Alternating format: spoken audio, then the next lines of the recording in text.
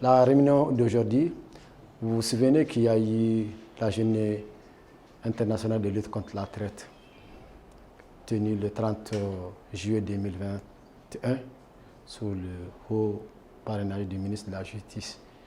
Donc il fallait faire cette restitution. En deuxième point, parler des diverses activités qui sont projetées par les autres partenaires et par nous-mêmes. Nous avons profité aussi, à l'issue de cette réunion, à distribuer les rapports annuels, dont certains manuels ont été déjà remis à certains partenaires lors de la journée du 30 juillet 2021.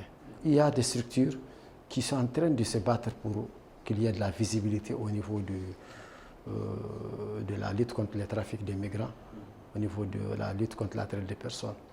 Il nous a été recommandé de nous enquérir de ce que certains centres d'état civil aussi ont fait pour empêcher à certains d'avoir des documents d'état civil.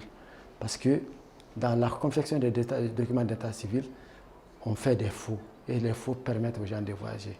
Il y a certaines mairies, tant à Bamako qu'à l'intérieur du pays, qui refusent l'APA, notamment l'argent proposé par les trafiquants. Donc, il nous a été demandé de nous enquérir et de faire une communication pour les féliciter, pour que le public sache qu'il y a un comité national qui est là et ce comité doit pouvoir faire ce travail. Nous avons reçu des informations par rapport à des structures qui nous accompagnent, qui ont fait des débats au niveau des radios pour essayer de faire comprendre le public ce que c'est que la lutte contre la traite. Il s'agit du Bureau national catholique, il s'agit de l'ONUDC, qui nous ont donné cette information en marche. Nous avons aussi informé que dans les jours à venir, nous allons distribuer des matériels que le comité à travers le ministère a acquis sur le budget national, que nous allons remettre à certaines unités qui nous aident dans le cadre de la lutte contre la traite des personnes et les pratiques assimilées. Il nous a été aussi demandé de travailler davantage notre plan de communication. Ça, c'est quelque chose d'excessivement important. Comme on l'a dit, certains États mènent moins d'activités que nous, mais communiquent plus que nous. Il nous a été demandé de changer de stratégie. Chaque fois qu'il y a une activité, de communiquer cette activité.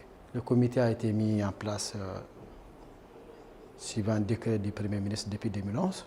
Dans le cadre de nos activités, on a élaboré des plans d'action.